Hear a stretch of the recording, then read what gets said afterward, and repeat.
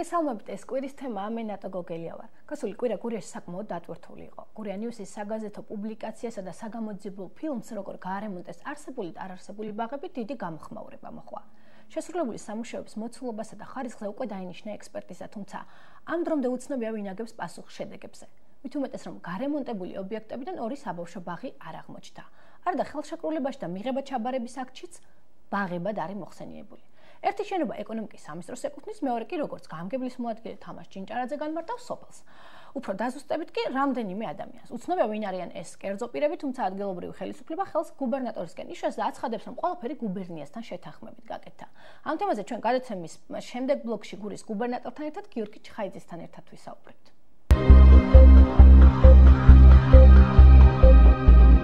ერთ-ერთი აქტუალური თემა გასულ კვირას გუბერნიის ახალი შენობის მაკეტი გახდა, რომლის ფოტოები გურია ნიუსმა ექსკლუზიურად გამოაქვეყნა. გუბერნატორის ინფორმაციით, შენობა ოზურგეთში კოსტავოს ქუჩაზე მდებარე კულტურისა და დასვენების პარკის მიმდებარე ტერიტორიაზე უნდა განთავსდეს. ამ ინფორმაციას ოზურგეთელების პროტესტი მოყვა. ჩვენს მიერ გამოკითხული მოსახლეობა ამბობს, რომ პარკი გუბერნიის შენობაზე მნიშვნელოვანია. თემაზე ჟანა მეგრელიშვილი და გიორგი გირკელიძე მუშაობდნენ.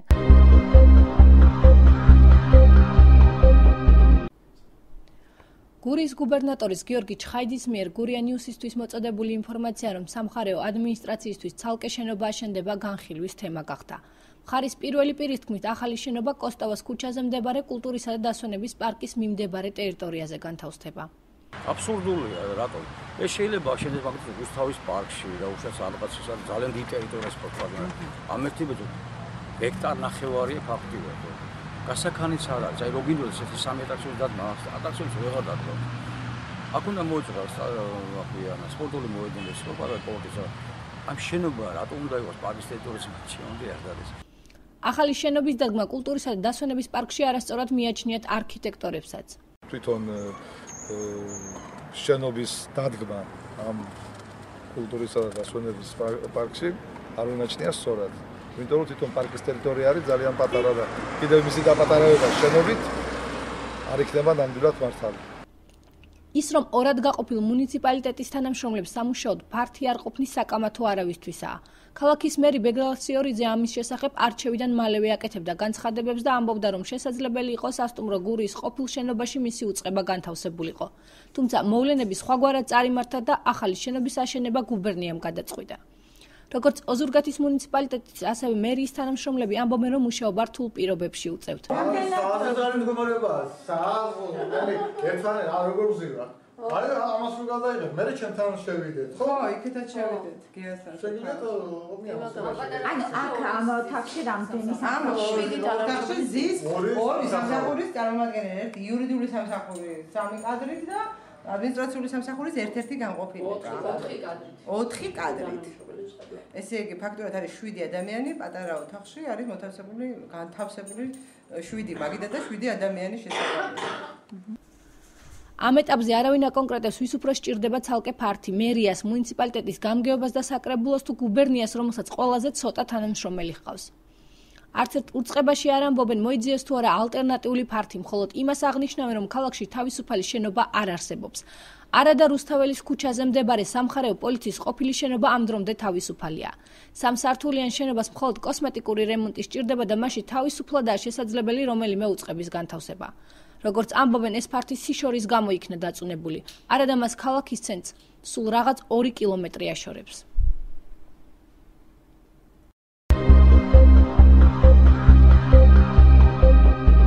დღევანდელ გადაცემაში ამ და სხვა მნიშვნელოვან თემებზე ოზურგეთის მერს ბეგლასიორიძეს უნდა ესაუბრა. შეხვედრის შეთანხმება ზუსტად 1 კვირით ადრე შედგა. მას შემდეგ, რაც წინა გადაცემის სტუმრებმა ბეგლასიორიძეს რამდენიმე სერიოზული ბრალდება წაუყენეს და ნეპოტიზმშიც დაადანაშაულეს. გთავაზებთ ამ საუბრის ჩანაწერს.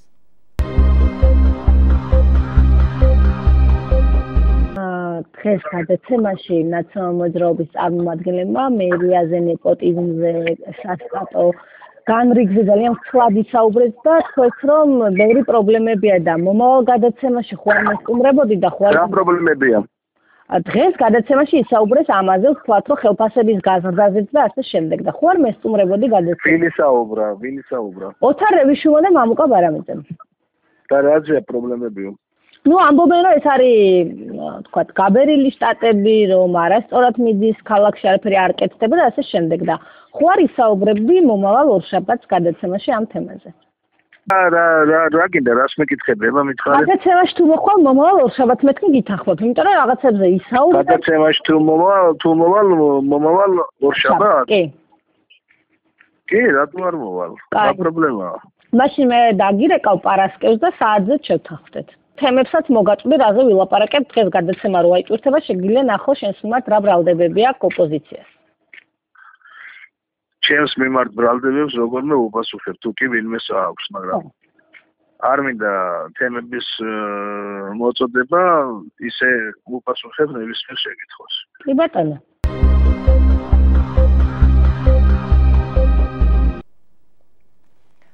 ბეგლარსიორძეს გადაცემის დაწყების ზუსტი დრო SMS-ით ორჯერ შაბათს და კვირას შევატყობინეთ. დღეს კი დაურეკეთ და კიდევ ერთხელ შევახსენეთ რომ ველოდებოდით, რაზეც მერის პასუხი საკმაოდ უცნაური აღმოჩნდა.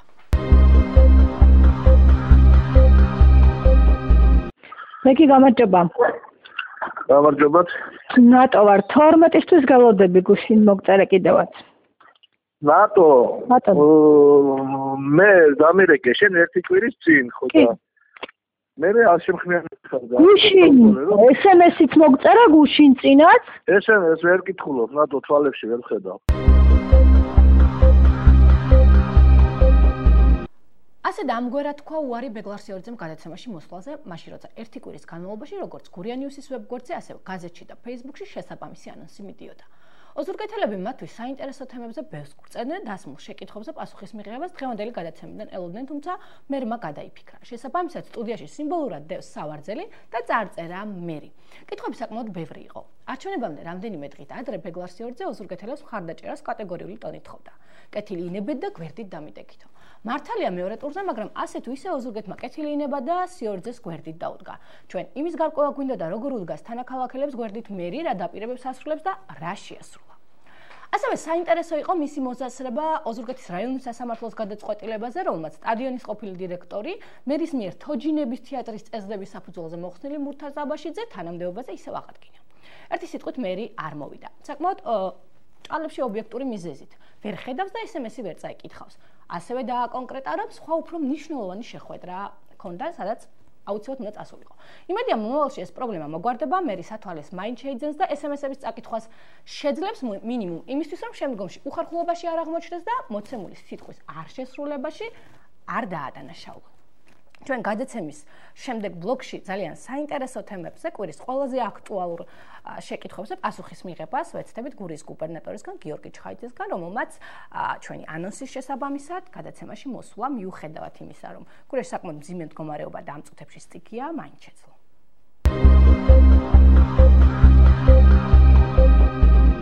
ჩვენ ეთერში ვართ გურიის გუბერნატორთან გიორგი ჩხაიძესთან ერთად დაანონსებული გადაცემა ცოტა სხვაგვარად გამოგვივიდა გამომდინარე მუნიციპალიტეტში და ზოგადად მხარეში შექმნილი ვითარებიდან. მოგესალმებით ბატონო გიორგი, დიდი მადლობა სტუდიაში მობრძანებისთვის. თქვენ ახლა სტიქიის ზონიდან მობრძანებით, ჩვენ ერთად დავათვალიერეთ ადგილები, სადაც საკმაოდ მძიმე მდგომარეობაა შექმნილი. ამ თემით დავიწყოთ საუბარი, რა ხდება რეგიონში, რა მდგომარეობა გვაქვს და რითი ეხმარება ხელისუფლება ადამიანებს, რომლებიც დღეს საფრთხის წინაშე არიან. კი ბატონო, მოგახსენებთ ძალიან მძიმე ვითარება არის იქიდან გამომდინარე სოფელ ერკეთში, ერკეთის თემში, უბრალოდ სოფელ კოხში ვიყავით, სადაც არის ძალიან მძიმე ვითარება, მიწა არის მოწყვეტილი პრაქტიკულად და უკვე არის იმაზე ლაპარაკი, რომ ის მოსახლეობის სიცოცხლეს უქმნის საფრთხეს.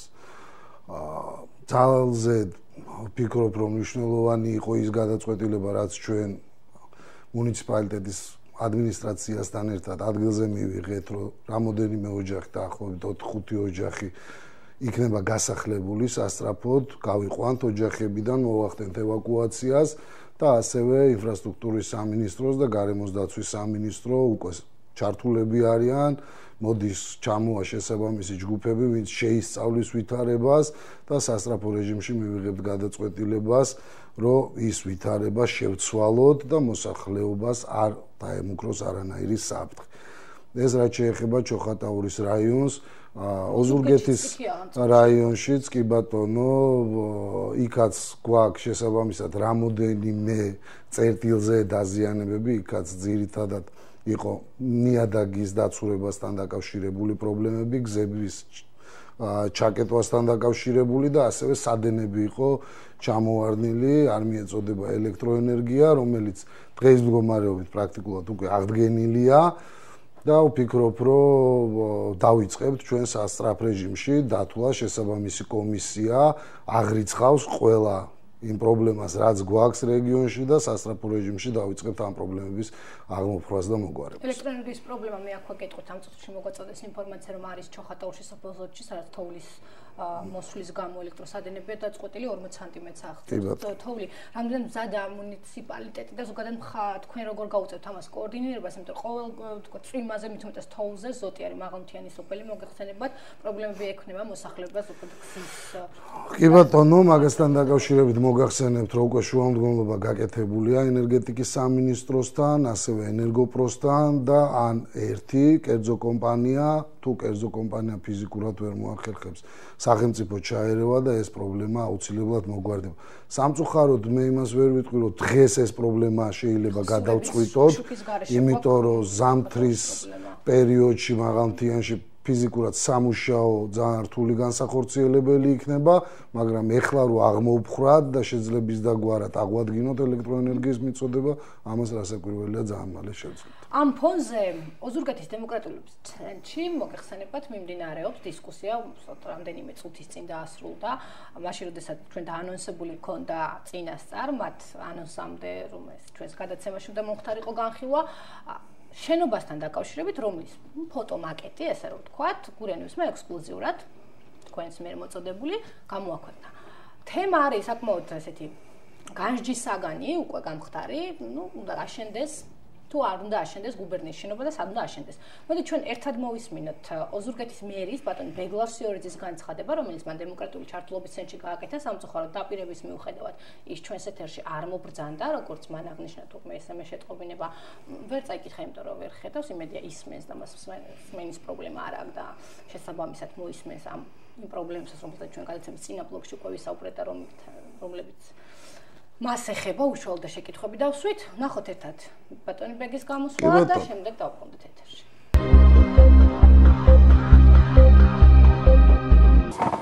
მაგრამ ეხლა რა განცხადებასაც გავაკეთებ როგორც ქალაქის მერი.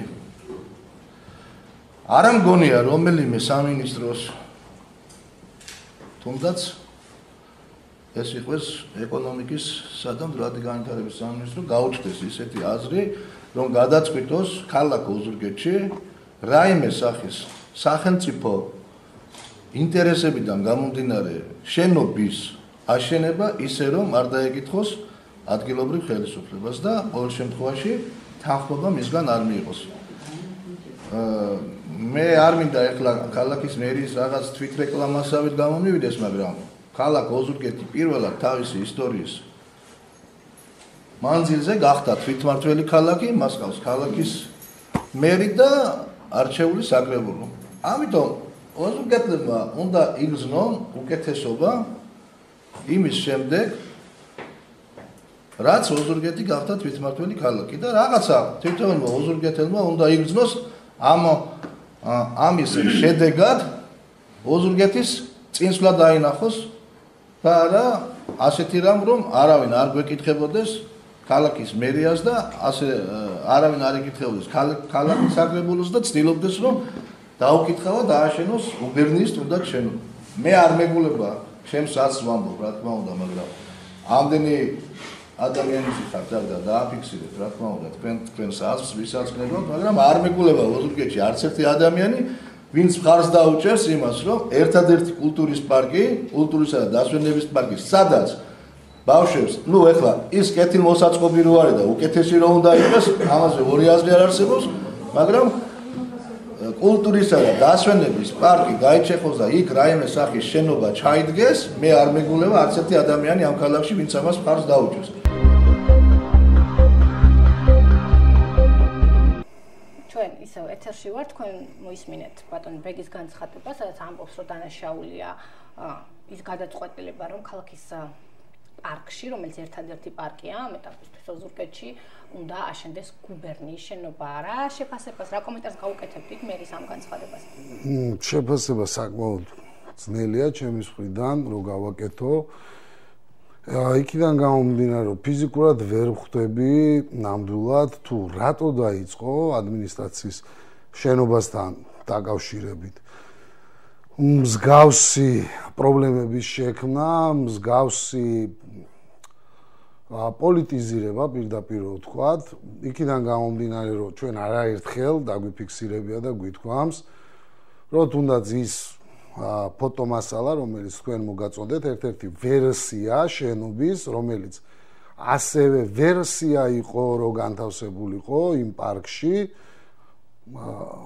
ჩვენ არასდროს არ გვითქვავს, რომ ეს არის გადაწყვეტილი, ან ეს არის ის ერთადერთი ვერსია, რომელსაც გუბერნია განიხილავს. მე მოგახსენებთ მაგასთან დაკავშირებით ჩემი მოსაზრებას, რომელიც სამწუხაროდ ჩემთვის არ უკითხავთ და მე ვფიქრობ, რომ როდესაც ესეთი აჟიოტაჟი ხდება, როგორც მინიმუმ კითხვა მაინც უნდა დაისვას, რომ ეს არის თუ არა გადაწყვეტილი.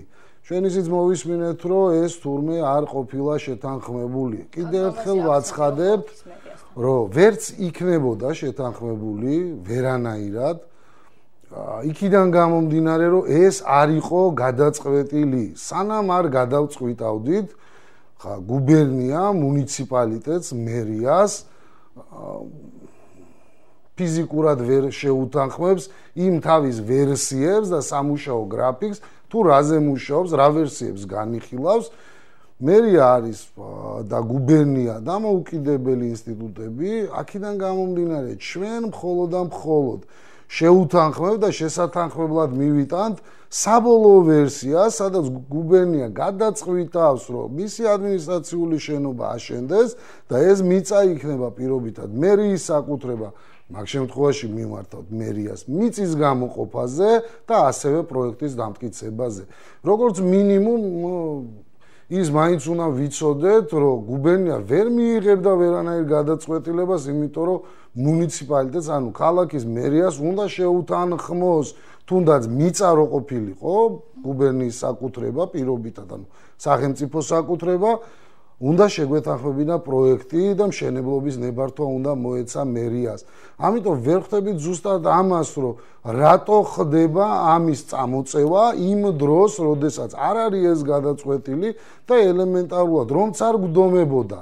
პირობითად, რასაც ვატყობთ, რომ ამისკენ მიდის ეს საუბარი, რომც არ გვდომებოდა, ფიზიკურად მშენებლობას ვერ დავიწყებდით და ვერ ავარიდებდით თავს იმას, რომ მუნიციპალიტეტისგან, ამ შემთხვევაში მერიისგან მიგვეღო მშენებლობის ნებართვა. რამე თუ მშენებლობის ნებართვის გარეშე ვერ დავიწყებდით მშენებლობას. უფრო დავაკონკრეტოთ, არსებობს თუ არა ამ კონკრეტულად, მოდი ამ სანამ თქვა სხვა ალტერნატივებს განვიხილოთ, მე ვიცი რომ რამდენიმე თემაზე მუშაობს გუბერნია შენობასთან დაკავშირებით.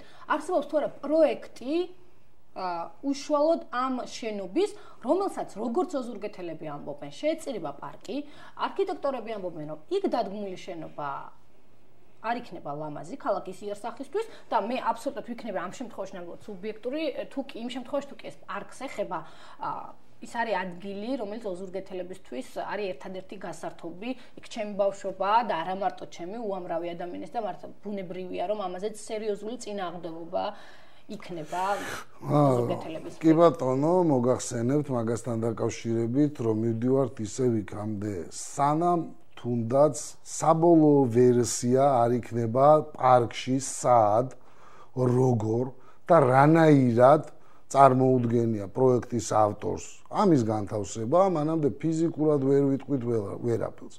ამიტომ ზუსტად ამაზე ვსაუბრობთ, რომ ჩვენ გვინდა საბოლოო ვერსია. მე მაგალითად იმასაც გეტყვით, რომ რამოდენიმე ვერსია მუშავდება ნამდვილად და ერთ-ერთი, რომელიც მე ვფიქრობ და მე ძალიან მომწონს და გაცილებით მომწონს ვიდრე კონკრეტულად ეს შემთხვევა არის ანასეულში ოფისის ადმინისტრაციული შენობის მშენებლობა. იქიდან გამომდინარე, რომ არის ძალიან ლამაზი ადგილი, არის ისტორიული ადგილი, გურიისთვის ძალზედ მნიშვნელოვანი და მისი გაცოცხლებისთვის ძალზედ მნიშვნელოვანი ნაბიჯი იქნება იქ თუ განთავსდება ადმინისტრაციული შენობა. ეს თუ შეიძლება ვისაუბროთ კონკრეტულად ჩემს მოსაზრებაზე, მაგრამ კიდევ ერთხელ ვიძახი, ადმინისტრაციული შენობა არ არის არც კონკრეტულად ჩემი შენობა, არც მომავალი გუბერნატორის შენობა, ეს არის გუბერნიის და სახელმწიფოს ცენტრალური ხელისუფლების წარმომადგენლების რეგიონში შენობა. აქედან გამომდინარე, გაცილებით მეტ ეტაპს გადის, ვიდრე პირობითად ქალაქის მერს ამ შემთხვევაში წარმოუდგენია მისი შეთანხმება. აქ არის ძალიან ბევრი კომპონენტი, რის გამოც ხდება საბოლოოდ შეფასება. ერთ-ერთი რაც მოგახსენეთ, პოლიტიკური გადაწყვეტილება იქნება სუფთა თუ პირობითად გაკეთდება ანასეულში.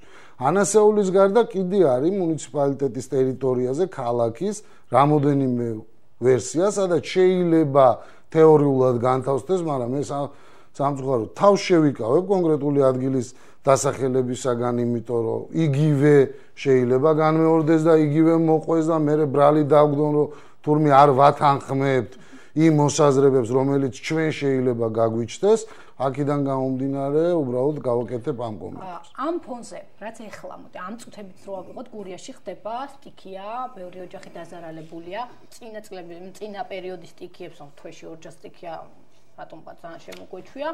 ამ ფონზე რატომ გადაწყდა, რომ თანხები დაიხარჯოს გუბერნიის შენობის აშენებაზე, როდესაც არის ალტერნატიული ფართები, მაგალითად ჩვენ გადავიღეთ სიუჟეტშიც ქონდა პირველ ბლოკში კიდევაც პოლიციის ყოფილი შენობა, სამხარეო პოლიციას გულისხმობ, რომელიც ქალაქის ცენტრიდან სულ რაღაც 2 კილომეტრით არის დაშორებული. თუნდაც იგივე გეტყვით, რომ ჩვენთან ექსკლუზიურად განაცხადა ოზურგეთის საკრებულოს თავმჯდომარე მუნიციპალიტეტის, რომ მას აქვს სურვილი გადავიდეს სხვა შენობაში, თუმცა მას აზრს არ ეკითხებიან, ბატონმა დავითმა დაასახელა კიდეც ადგილი, მაგალითად სოფელ ოზურგეთი ან სოფელი ნატანები, ბატონი დავით ფიქრობს, რომ იმ შემთხვევაში თუ კი მას აზრს შეეკითხებიან, ამას ნამდვილად დაასახელეს. პირველი, ესე ვთქვათ, რატომ ეს თანხები, რატომ უნდა დაიხარჯოს, როცა უამრავი ადამიანი თქვენი დახმარების მოლოდინში და საკმაოდ მძიმე მდგომარეობაშია და რატომ არ ეკითხებიათ აზრს თუნდაც ოზურგეთის მუნიციპალიტეტის საკრებულოს იქნებ ისინი გადავიდნენ და თქვენ დარჩეთ თქვენ ფარჩი, ყველა ცოტა თანამშრომელი ყავთ. კი ბატონო, რაც შეეხება მაგ ვერსიას, რომ გადავიდეთ სხვა შენობაში, მოგახსენებთ, რომ ადმინისტრაცია ჩვენი მაგ ვერსიასაც განიხილავს, მე პირადად ვიყავი, ვნახე ეგ შენობა დავათვალიერე, ვერ დაგეთანხმებით იმაში, რომ მხოლოდ და მხოლოდ კოსმეტიკური რემონტი იქ შეიძლება საკმარისი იყოს, ისიც შესაბამისად თანხებთან არის დაკავშირებული. რამდენადაც აშენებას დაჭირდება ეს. მისი გადაკეთება, შენობის გადაკეთება, რო ვთქვა, არ არის ისე, რომ ერთმნიშვნელოვნად გაცილებით იაფიჯდება და მით უმეტეს არის მეორე, რომ იქ არსებული ფართი არის გაცილებით დიდი, ვიდრე ეს ესაჭიროება ასევე გუბერნიის ადმინისტრაციას, ამიტომ იმ ფართობთან შედარებით ასევე დანახარჯები იქნება გაცილებით მეტი და ასევე მისი მოლაპატრონობა და შემდგომი ექსპლუატაციის ხარჯები. ამიტომ ერთ მნიშვნელოვნად იმას ვერ ვიტყვით, რომ პირობითად იმის რემონტი ჯობია თუ ახლის აშენება, სანამ არ იქნება საბოლოოდ მიღებული გადაწყვეტილება. რაც შეეხება საკრებულოს თავმჯდომარის განცხადებას, იმასთან დაკავშირებით თუ მე ვერ ხვდები ვინ უნდა კითხოს მოსაზრება, რომ მას სურს თუ არა გადასვლა, ჯერ პირველ რიგში აღნიშნავ იმას, რომ როდესაც კანონი შეიცვალა და გამგებელი გახდა არჩეული, მუნიციპალიტეტს წარმოადგენს გამგებელი, ეს გამგებლის პრიორიტეტია, რომ მან ეს საკითხი დააყენოს, მე რამდენადაც ვიცი გამგებელს მსგავსი საკითხი არ დაუყენებია, აქედან გამომდინარე ვერც მაგის განხილვას ვერ დავიწყებ.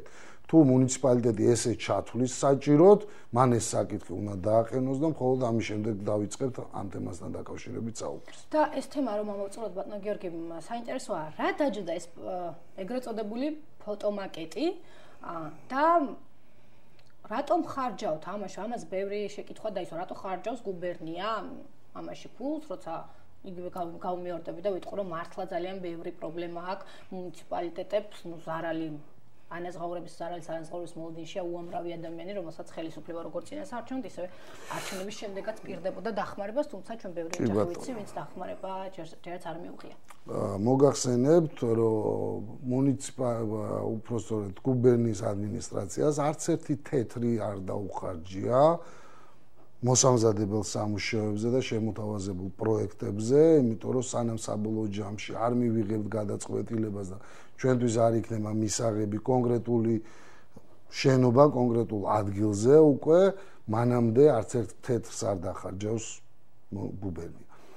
რაც შეეხება მეორეს, კიდევ ერთხელ მინდა აღვნიშნო, რომ ფიზიკურად იმაზე არავინ არ კამათობს დღეს, რომ ის ფართი, სადაც განთავსებულია გუბერნიის შენობა, გუბერნიის ადმინისტრაცია და ასევე ორი მუნიციპალიტეტი, რომ ის ფართი არ არის შესაბამისად საკმარისი.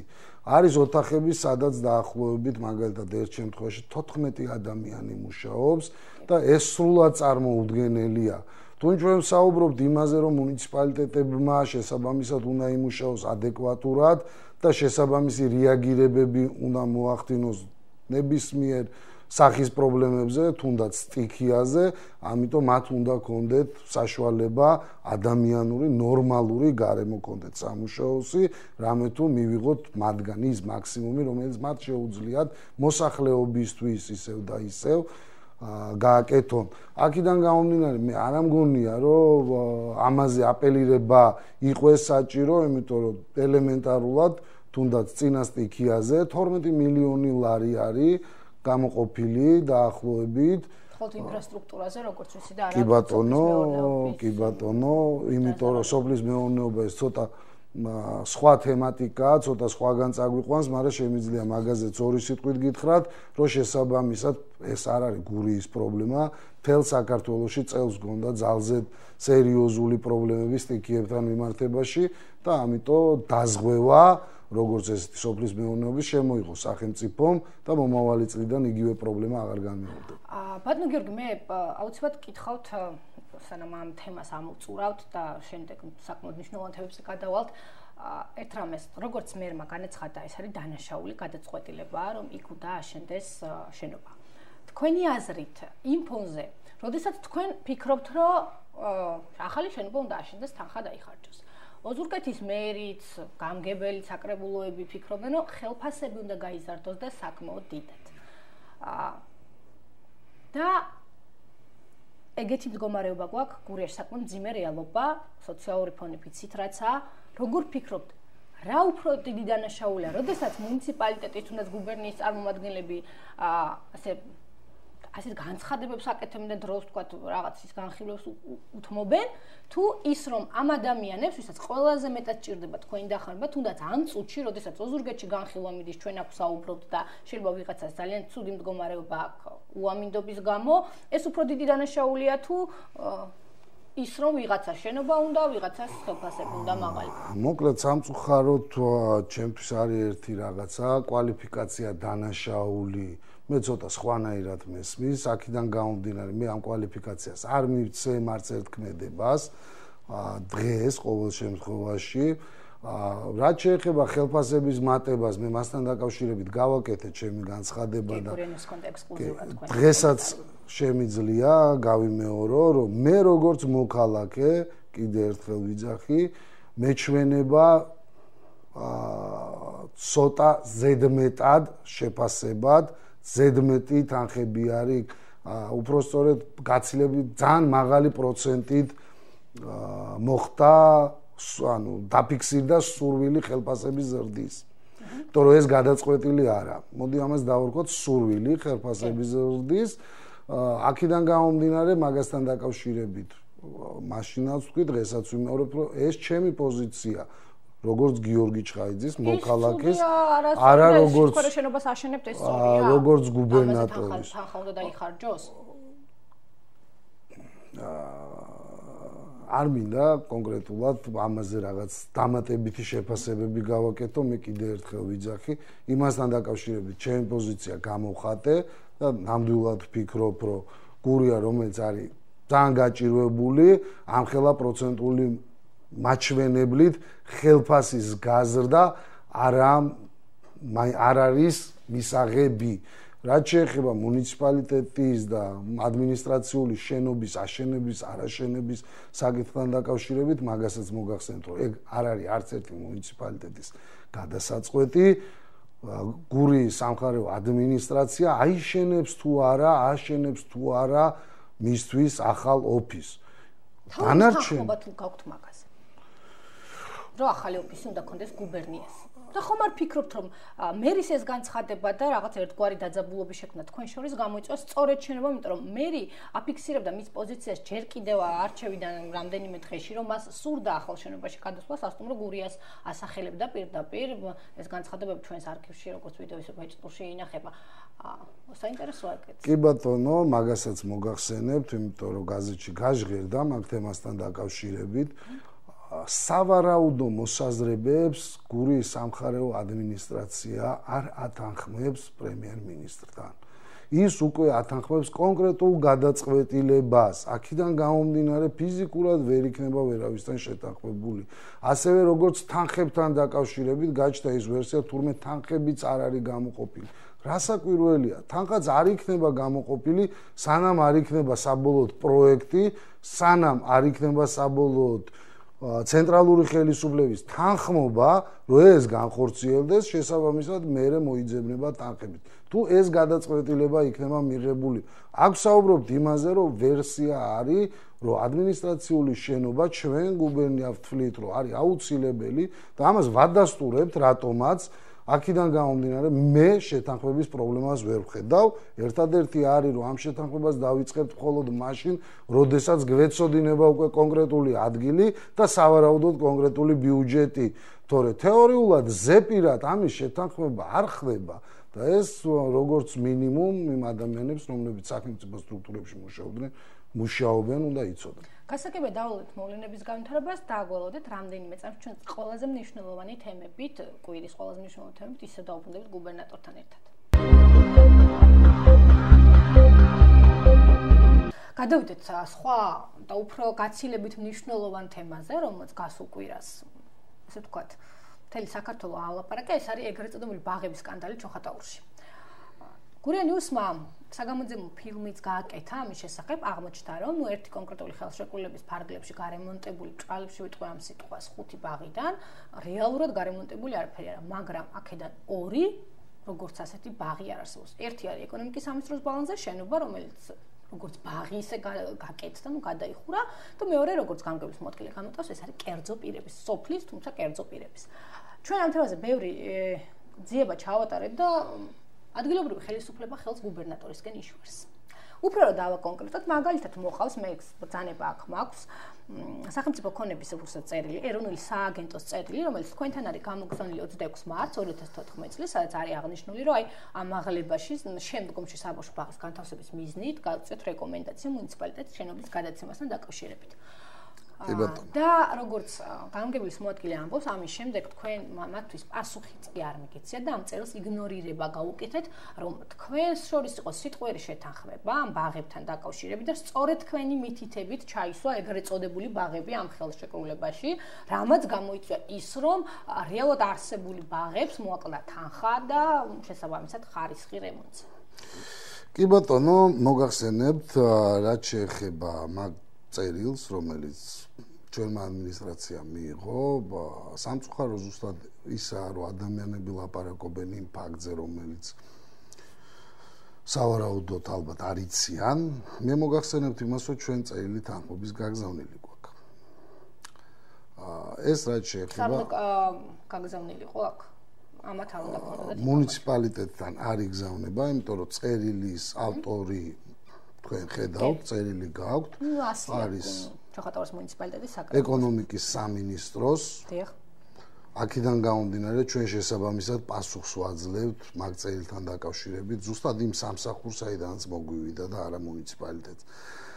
ეს რაც შეეხება ერთ შემთხვევაში, რაც შეეხება თქვენს ვერსიას იმასთან დაკავშირებით, ბაღების რეაბილიტაცია, მე სამწუხაროდ მაგაზე დღეს პასუხი არ მაქვს, იმიტომ რომ ეს დოკუმენტალურად არის გასავლელი, თუ რასთან გვაქვს საქმე, რა ვითარებაა რეალურად, შესაბამისად მე არაერთხელ გამიცხადებია, თუ არის რაიმე სახის კანონდარღვევა, ამაზე იქნება რეაგირება და ამაზე რეაგირებას მოახდენ შესაბამისი სამსახურები. მე შეგეკამათებთ, იმიტომ რომ ჩვენ გვაქვს ხელში საბოლოო მიღება ჩაბარების აქტის დოკუმენტები მიზანმიმართულად დავთ, იმიტომ რომ შეიძლება გეთქვათ, რომ სადაც გარკვევით წერია, რომ ნომერ 160 ხელშეკრულების ფარგლებში გაკეთდა 5 ბაღი.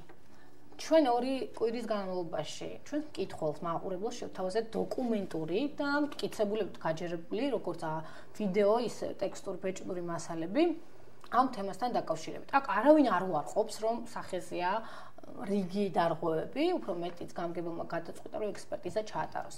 მე არ მინდა ცოტა ისეთ გამომიდეს, მაგრამ გვახსოვს ჩვენ სამხარაულის ეროვნული ბიუროს მიერ ჩატარებული ექსპერტიზა, რომელმაც ძალიან კარგი დასკვნა დადო ახალი ხელისუფლების მოსვლისთან რაღაც ერთ თვეში ბახმაროში აშენებულ ამფითეატრზე და ასე შემდეგ, რომელშიც გახსნის დღეს ჩამოვიდა წყალი. შესაბამისად, შეკითხვები აქაც არსებობს. ესეც სახელმწიფო უწყება, რამდენად მოხდება რეალური დასკვნის დაწერა. უნდობლობა ბუნებრივია იქნება რაღაც კონკრეტული წინა ისტორიებიდან. კი ბატონო, ხა იმის მტკიცება, რომ ყველაფერი იქნება კანონის ჩარჩოებში, რასაკვირველია თქვენი პოზიციაც გასაგებია, ამიტომ უმჯობესია დაველოდოთ და რეალურად ვისაუბროთ იმ კონკრეტულ ფაქტებზე და იმ გადაწყვეტილებებზე, თუ რა გადაწყვეტილებას მიიღებს სახელმწიფო და შესაბამისი ორგანოები, თუ როგორ იმოქმედებენ და საბოლოოდ რა დასკვნას დადებენ.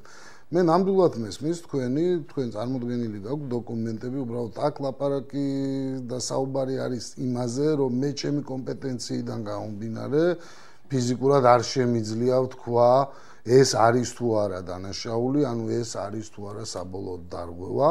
ამას არსებობს კომპეტენცია ჭირდება იმის თქმას, რომ აი ვთქვათ, ობიექტი რომელიც არის უხარისხოდ გაკეთებული, ეს ერთბაშა თვალშიჩემ ელემენტარულ მაგალითს მოგიყვანთ, როდესაც კედელში ახალგაზრდა ქვა არის გაკეთებული. რომ კი ბატონო, ეს ჩემი გადმოსახედიდან, მაგრამ მე არ გახლავართ ექსპერტი. საბოლოო ჯამში ყველაფერს უნდა შესაბამისი დოკუმენტაციის არსებობა. კარგი, მაშინ ასე დაგისვამთ ამ შეკითხვას, იმიტომ რომ ეს თემა ყველას აინტერესებს. დღეს როცა მუნიციპალიტეტი ხვის შენობას არემონტებს, წერს ხელშეკრულებაში, რომ ეს არის ბაღი. წერს მიღება ჩაბარების აქტში, რომ ეს არის ბაღი. ამ დროს რეალურად ბაღის სტატუსი არ აქვს, ერთი კერძო პირისა, მეორე ეკონომიკის სამინისტროს არის თუ არა დანაშაული. მე რაც შემიძლია გითხრათ, რომ მუნიციპალიტეტს არ შეუძლია თავისი ასიგნებების ფარგლებში თანხა გამოყოს სხვის ობიექტზე სამუშაოების ჩასატარებლად. ანუ მივდივართ ისევ იქამდე, რომ ეს არის თუ არა დარღვეული, ეს უნდა დაადასტუროს შესაბამისმა უწყებებმა. მაგრამ ამაზე თქვენ მიცით ყველა თანხმობა, რომ ყველაფერი კარგად იქნებოდა, რომ აქ უნდა გაეკეთებინა. ამასაც თავისთავად დაადასტურებს შესაბამისი უწყებები, თუ რა მიცა გუბერნატორმა გაფრთხილება და სიტყვიერად რომ აქ რაზე ვსაუბრობთ, რომ ფიზიკურად გუბერნატორი ვერ მიცემდა იმ განმარტებას, რომ პირობითად თუ მაგ შემთხვევაში ეგ დადასტურდა, არ მინდა მოვლენებს წინ გაუსწრო და მუნიციპალიტეტმა თავისი ასიგნებები დახარჯა სხვის საკუთრებაზე. ამაზე დადასტურებული ფაქტია, მათი სიტყვებით ადასტურებს ამას ჩვენ ჰაერზე არაფერს არ ვლაპარაკობთ, ყოველთვის ფაქტები. ეთანხმებით, მაგრამ საბოლოოდ კიდე ერთხელ შევთანხმდეთ, რომ ამაზე მიიღებს ისევე შესაბამისი. თუმცა ძალიან ხშირად გვესმის, რომ აი გუბერნატორმა გვითხრა, გუბერნატორის სიტყვიერი ბრძანება, გუბერნატორი ჩაერია, მიუხედავად იმისა, რომ მას არ აქვს ამის უფლება. რა ხდება თქვენს და მუნიციპალიტეტების ხელმძღვანელებს შორის? უკვე ალაპარაკდნენ, რომ თქვენ შორის დაპირისპირება და ერთმანეთთან საერთო ენა ვერ გამონახეთ. საუბარი აბსოლუტურად ყველა მუნიციპალიტეტში ხდება, რომ ზურგეთი ლანჩხუთი ზურგეთი მერია. ზუსტად აქ მიჩნდება ის შეკითხვა, რომ თუ მე ვავალებდი უკანონო ქმედებებს და ამას ისინი ასრულებდნენ, მაშინ როგორ შეიძლება ჩავთვალოთ, რომ ჩვენ საერთო ენა ვერ გამოვნახეთ? ეს უკვე ეწინააღმდეგება, ხო, თავისთავად იმ ვერსიას, რომ გუბერნატორთან ან გუბერნატორის დავალებებს არ ასრულებენ, ან ასრულებენ. როგორი სიტუაცია იცით, რომ სპეკულაციები ხა არსებობს, ჩემთვის ძალიან საწყენია თუ ვინმე ეგ გააჟღერა, მე ნამდვილად არ ვიცი. და რასაკვირველია, ნდობა მაქვს, მაგრამ საბოლოოდ მე პირადად არ მომისმენია, მაგრამ ნამდვილად სამწუხარო იქნება ის მომენტი, თუ რეალურად არსებობს პიროვნებები, რომლებიც იძლევიან იმ განმარტებას, რომ თურმე გუბერნატორმა მიცა დავალება უკანონო ქმედების შესასრულებლად ეს ძალიან ადვილია, კიდე ერთხელ ვიძახი, რომ ამას შესაბამისი ორგანოები ძალიან ადვილად დაადგენენ და ნამდვილად როგორც მე, ასევე ყველა აგებს პასუხს, რასაკვირველია, თუ რომელიმე ადამიანმა მიიღო უკანონო გადაწყვეტილება, ის გადაწყვეტილება ან დავალება, რომელიც არ შეეძლო მას მიეცა. ამიტომ მოვლენებს ნუ გაუსწრებთ, რასაკვირველია, ეს ყველაფერი გაირკვევა და საბოლოო ჯამში ყველაფერს მიეცემა თავისი შეფასება. როდესაც ჩვენ გადაცემა დავაანონსეთ, ასევე მივეცით ანონსს, რომ ადამიანებს შეეძლოთ შეკითხვები გამოეგზავნათ Korean News-ის ვებ-გვერდზე, მეილზე და ასევე Facebook-ის გვერდზე. მოსულია შეკითხვა ქალბატონი დარეჯან ნარსიას აინტერესებს ანასეულის ჩაისა სუპერპუბლიკური კულტურების ინსტიტუტის რეაბილიტაციის საკითხი, უბრალოდ კი კითხვის კონკრეტული მიმართულება არის, რომ ამ ინსტიტუტის ყოფილი თანამშრომლების უდიდესი თხოვნა მოგვაწოდეთ უფრო დაწვრილებითი ცნობები ამ პროცესების ვადებისა და მიმდინარეობების შესახებ საუბარია სოფლის მეურნეობის სამინისტროს შესაძლო დაქვემდებარებაზე ამ ინსტიტუტისა. კი ბატონო, მოგახსენებთ, ეს ნამდვილად ძალზედ მნიშვნელოვანია, მე ვფიქრობ, ეს არის ის ერთადერთი პროექტი, რომელიც არაერთხელ გამიჟღერებია, ზუსტად სამხარეო ადმინისტრაციის და სოფლის მეურნეობის მინისტრის ერთობლივი გადაწყვეტილებით საბოლოოდ იქნა გადაწყვეტილი, რომ ანასეულის ეს კონკრეტულად ნიადაგ-შემსწავლელი ლაბორატორია იქნეს გადაცემული სოფლის მეურნეობის სამინისტროსთვის, უკვე მიმდინარეობს რეგისტრაციის პროცედურები, იმიტომ რომ მოხდა მუნიციპალიტეტიდან ამის გადაცემა ეკონომიკის სამინისტროზე და ეხლა ხდება ეკონომიკის სამინისტროდან ამის გადაცემა სოფლის მეურნეობის სამინისტროს. რაც შეეხება დანარჩენ პროცესებს, კი ბატონო, დაახლოებით წლის ბოლოდან დაიწყება უკვე სამუშაოები, სარემონტო სამუშაოები თვითონ ადმინისტრაციული შენობის და ასევე სრულად აღჭურვა ახალი ტექნოლოგიებით და ჩვენ მივიღებთ ანასეულში თანამედროვე ევროპული სტილის ლაბორატორიას, რომელიც იქნება მოემსახურება მთელ დასავლეთ საქართველოს და ეს არ იქნება მხოლოდ გურიისთვის. და მე არაერთხელ მithქვამს, რომ ძალზედ მოხარული ვარ, იმიტომ რომ ანასეული ისტორიულად იყო გურიისთვის ამ კუთხით, სოფლის მეურნეობის კუთხით, ყველაზე მნიშვნელოვანი ობიექტი და არა მარტო გურიისთვის, მთელი საქართველოს. ბატონო გიორგი, კინათია დოლიძე წერს, უბრალოდ თქვენ გწერთ, აინტერესებთ, რატომ არ განიხილავს გუბერნია ადმინისტრაციული შენობის განთავსებას ჩოხატაურში ან ლანჩხუთში? სამწუხაროდ ალბათ ამაზე ნამდვილად არ მიფიქრია. იმ პირობიდან და იმ პრინციპიდან გამომდინარე, რომ გურიის სამხარეო ადმინისტრაცია სამივე მუნიციპალიტეტისა, უბრალოდ დღეს გვაქვს ის რეალობა, რომ ოზურგეთი არის რეგიონალური ცენტრი და ამიტომ მხოლოდ ამ კუთხით გვაქვს განხილული. თუმცა როგორც პირობითად თბილისში პარლამენტი გადავიდა ქუთაისში, ასევე შესაძლებელია თეორიაში ამ საკითხის განხილვაც, მაგრამ მე ვფიქრობ, რომ ალბათ ისევ ოზურგეთზე იქნება პრიორიტეტი. რატომ? საინტერესოა, რატომაც არა თუ ან ლანჩხუთში, ან ჩოხატაურში ადმინისტრაციული ცენტრი, რატომაც არ არის? გეთანხმებით და აქედან ზუსტად ამ ლოგიკით რატომაც არა ისევ ოზურგეთში. ხო, გეთანხმებით, რატომაც არა ოზურგეთში, თუმცა თქვენთან მოდიან როგორც ლანჩხუთიდან, ასე ჩოხატაურში, ზუსტად ამაზე აქცენტი შეკითხვა საფრთხელია გაკეთებული მაშინ და რატომ არ შეიძლება გუბერნატორი ნახომე ჩოხატაურში, თუნდაც შეკითხვა დასმული, რომ აი თქვა კვირაში ერთი დღე მაინც ადამიანები მიიღოს ჩოხატაურში ან ლანჩხუთში, სადაც შეგვეძლება დაანონსებული შეხვედრის მერე მივიდეთ. საკმაოდ საინტერესო აზრია, ეს არის აზრი, რომელზეც შეიძლება ვიმჟელოთ, ვიფიქროთ და ვნახოთ. შესაძლებელია გუბერნატორი კვირაში. ყველაფერი შესაძლებელია, რატომაც არა, იმიტომ რომ მართლაც ბრძანებს ადამიანი ძალიან ძნელია, იმიტომ რომ გუბერნიაში თავისთავად არა მხოლოდ ოზურგეთის მოსახლეობა, არამედ მოდის ასევე ლანჩხუთის და ჩოხატაურის მოსახლეობა, იმიტომ რომ ყველა აბსოლუტურად აქედან გამომდინარე მე ვფიქრობ, რომ ყოველთ შესაძლებელია, რომ მსგავსი რამ მომავალში გავაკეთოთ. ძალიან საინტერესო იქნება ვნახოთ, როგორ გაითვალისწინებთ ჩვენი მაყურებლის და შესაბამისად მკითხველის აზრს. დიდი მადლობა კიდევ ერთხელ სტუდიაში მობრძანებისთვის, ძალიან საინტერესო და ამომწურავი პასუხებისთვის იმ კითხვებზე, რომელიც ამ წუთებში აინტერესებს საზოგადოებას. ჩვენ ალბათ მალე კიდევ შევხვდებით ერთმანეთს. ჩვენ ახალ გადაცემას ვიწყებ, აქვე დავაანონსებთ, ეს არის დასვით შეკითხვა, პირდაპირ ეთერში მოგიწევთ ადამიანებს გასცეთ პირდაპირ პასუხები ყველაზე მნიშვნელოვან თემებზე. მე შეგახსენებთ, რომ ეს იყო კვირის თემა, ჩვენი სტუმარი იყო გურიის გუბერნატორი გიორგი ჩხაიძე. კარგად ბრძანდებოდეთ, ჩვენ შევხვდებით ერთმანეთს მომავალ შაბათს. ნახვამდის.